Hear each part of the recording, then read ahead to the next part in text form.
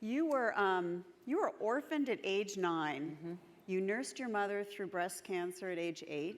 A year later, your father died. You were at boarding school. You received the obituary in the mail. You went to live with your aunt and uncle. Your uncle died. Mm-hmm. You would traverse between school and your relative's home on trains, and this was the most amazing story. Sometimes you'd have to spend the night in Grand Central Station at age 9, 10, little girl.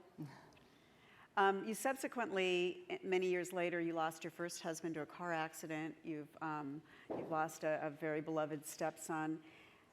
All which makes me want to ask you, does anything intimidate you? No.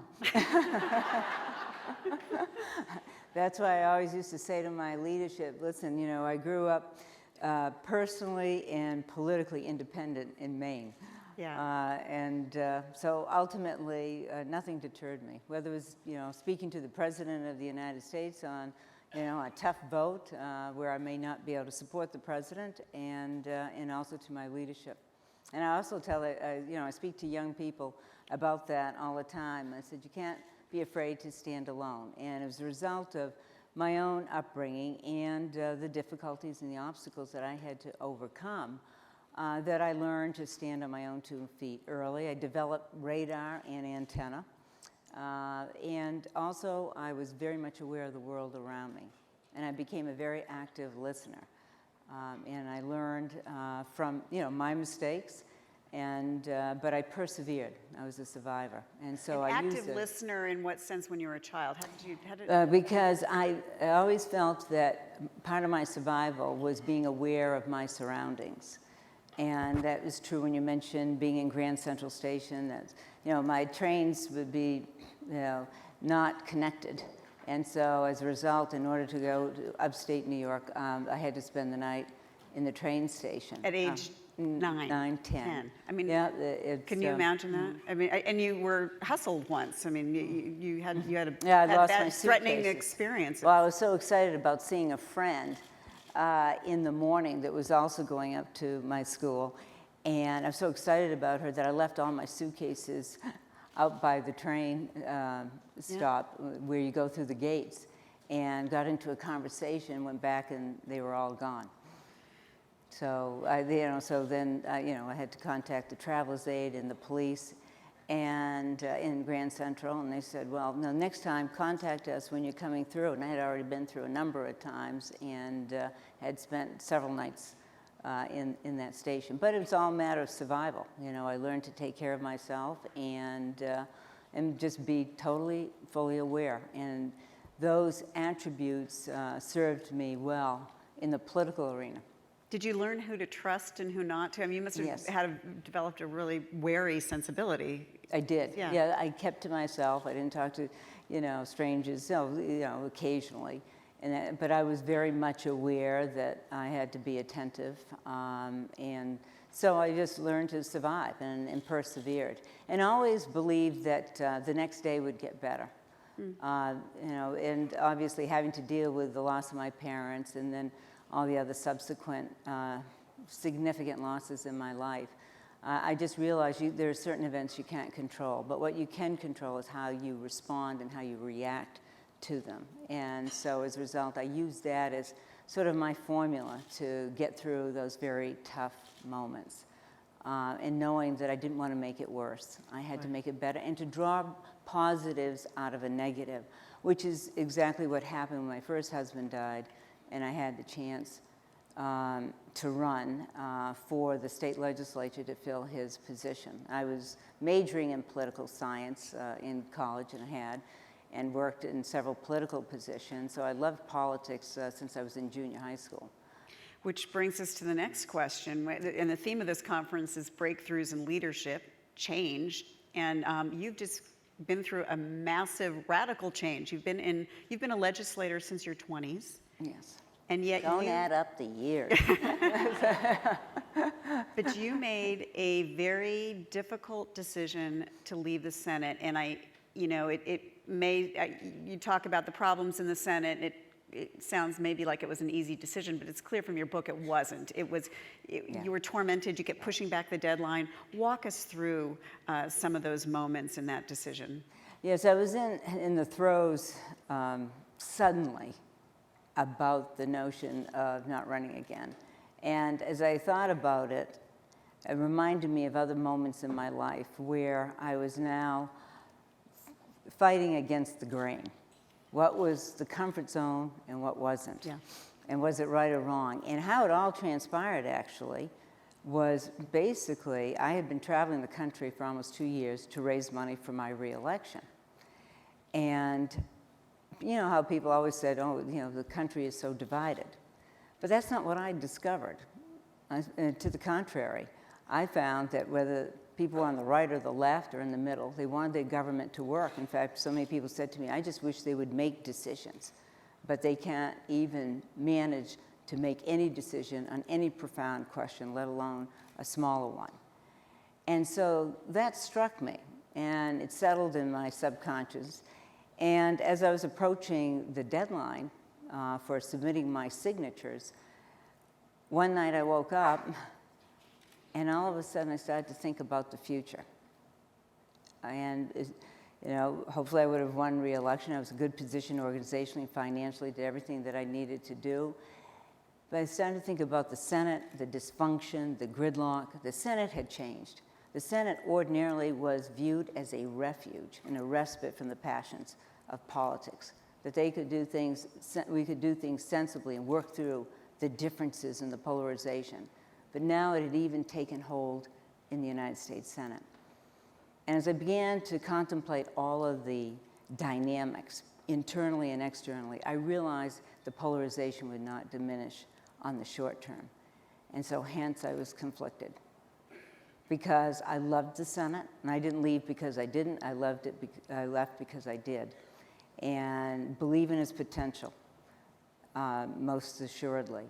But I realized I would not be living up to my own expectations, what I should be doing for my constituents, let alone for America. I don't want to be part of the problem. I wanted to be a part of the solution. And we no longer were. We had deferred every major issue over the last 2 years, and hence this will be regarded as the lost year. So that's what I struggled with. And I had a very short period of time in which to make this decision. It was basically over, you know, several weeks. It wasn't even that. And so I went back and forth because you never know whether you're doing the right thing. And I finally realized that I had to make the decision not to run and give my voice on the outside to reaffirm people's frustration, but more than that, to tell America how you can change it and do not settle for this lowest common denominator in governance and leadership. So I want to get into that dysfunction a little bit more, but one other question. I mean, you're out of power, as meek as that power may have become. Was that like just falling off a cliff in any way? No, I didn't miss a step. Well, first of all, Congress, in its dysfunction, ended up voting for the last time, which was my last vote, on January 1st at 2 o'clock in the morning. So we were celebrating New Year's in the United States Senate to vote on the fiscal cliff, which was another self-engineered crisis by Congress, which was the expiration of Bush tax cuts and the automatic cuts, otherwise known as sequestration. So that culminated my final vote. So I actually left the office on my very last day, January 2nd, went to Florida for a couple days to turn around, and then went home to write this book. And somebody once said, you know, it's fun to have written a book, it's not fun to write a book, and I can affirm that. Yeah. And I sat in Maine, and you know, I had several people helping me along the way, but I wanted to get it out by May, and we had that conversation with the publisher about it, because I felt that the first 6 months of this year would be crucial in the legislative calendar, determining whether or not the President of Congress could manage to work together to solve the major problems that had been languishing for so long. And I thought you really summed up in your book really well with one line, the dysfunction, whereas that legislative outcomes are preordained rather than debated. Describe that. Yes, it means that essentially, and especially in the Senate, there's more of a consensus-building institution. It's not really designed for majority rule. And ordinarily, when both sides offered their, so-called political party positions, reflecting, the will of their respective conferences, so each side, the Democrats and Republicans, offer their position, doesn't prevail because they don't have the vote. They take it to the next election. But ordinarily, in the way in which the Senate works, you have an amendment process, and it's those amendments that bridge the divide and become the bridge builder for those differences. But now there's no opportunity in the United States Senate, given the lockdown in the way in which the gridlock has taken hold, where you have an open amendment process and work it out. They did that on immigration this year. That was the shining exception. And that's the way the process should work. So you couldn't have those coalitions that ordinarily you could fashion in the past. And that was one of the realities. So it became more like a parliamentary system, so then they take the issue to the next election. It was all about the next election since the last election. It was about scoring political points or fashioning a 30-second soundbite. So every vote, every amendment, if there was one, or a position was designed to capture a political position to leverage your own and to do the disadvantage of the opposition rather than developing a solution for the country.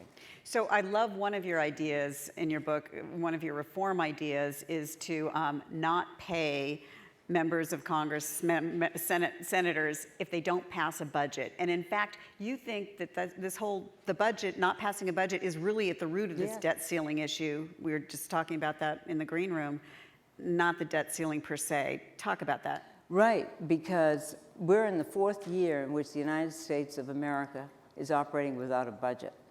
Can you imagine, those of you who work for companies, heads of companies, no budget? No budget. And in fact, budget is required to be enacted by April 15th, by law.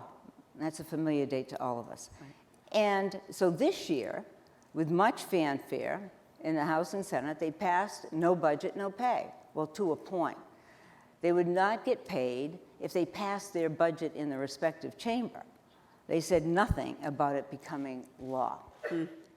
And that's exactly what happened. They didn't convene a conference to reconcile those differences so then you would have decisions that were made on entitlements, on taxes, and every other dispute, which are really the keystone issues that are separating the Democrats and the Republicans at this point. That's where you come face to face and you work through your problems and resolve it. And you pass the 12 appropriation bills that run and fund the government.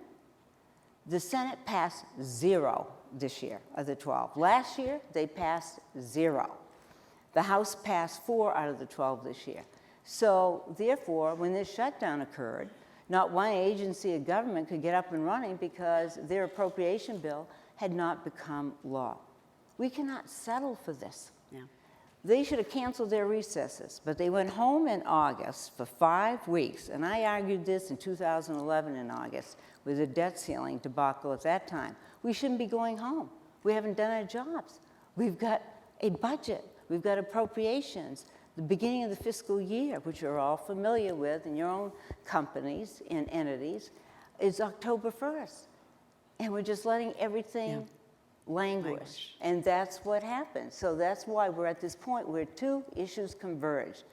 The end of the fiscal year and no budget and no appropriations, and the debt ceiling had to be raised, and that was known for months. Even in 2011, in January, we went in, we knew that for months. But where did they put it? Just where they're putting it today. No lessons learned from the past. So get your questions ready. And while I ask you the toughest question yet, as a leading member of the Republican Party, you're John Boehner. You have this unruly conservative caucus, but it's split. You've also got some more pragmatic members. What would you do? Well, I've known John because I served with him in the House, and he's not ideological. He's much more practical and pragmatic, and he has an extremely contentious faction within the caucus, obviously. I would not have ever agreed to the strategy of delaying or defunding of the Affordable Care Act. And I know that originally he did not, but by this fall, things had changed because it certainly wasn't a winning strategy, and it clearly wasn't an achievable strategy in a divided government. It wasn't going to be accomplished at the outset. And furthermore, you know, elections, you know, produce results, and they also produce consequences. Right. The American people have dictated the results, and you have to move forward. And I'll tell you what will happen in the future, which concerns me, is that, you know, today's majority could become tomorrow's minority or vice versa, and they each use or employ the other's old tactics. So they ratchet it up the next time around. Well, you did that. We started this year on the nuclear option in the United States Senate about jettisoning the 60-vote requirement. And that happened in 2005 when the Republicans had the majority, and the majority leader decided to propose that. And a group of us called the Gang of 14 came up with a resolution. But again, they come around. Right. And so he should never agree to the delay in defunding of Obamacare. Secondly, is doing your job. The House and Senate should have passed the budget and passed the appropriations, understanding, you know, that there was and anticipating that there are huge issues. I believe in getting in front of the train, Right. not being run over by it or being the caboose. Yeah, that's a great line. Questions? Then I want to go into two questions for you from my end, if nobody else is going to jump in. You know, you want to make change from the outside, but I have to say I see a lot of sort of do-good organizations, fix the debt, no labels, great, you know, great heart. I don't really see them getting traction. So talk about that, and also Olympia's list. Well, I think that those groups are very important, the no labels and fix the debt, and they focus on, you know, specific measures. I think what's also important to really give momentum to the problems facing us in the political system of today is that it needs to draw critical mass, and people have to be actively engaged in this process. The fact is, we're a representative democracy. We get the government we demand, and if we value bipartisanship and collaboration, we'll get it. But if we don't, we won't. If we allow our political system to be subjugated to the fringe factions or to ideological interests or the podium-thumping belligerents that we're witnessing today, then that's the government you're going to get. That's why I created Olympia's list, because I want to support candidates on both sides who are willing to be bridge builders. We need problem solvers.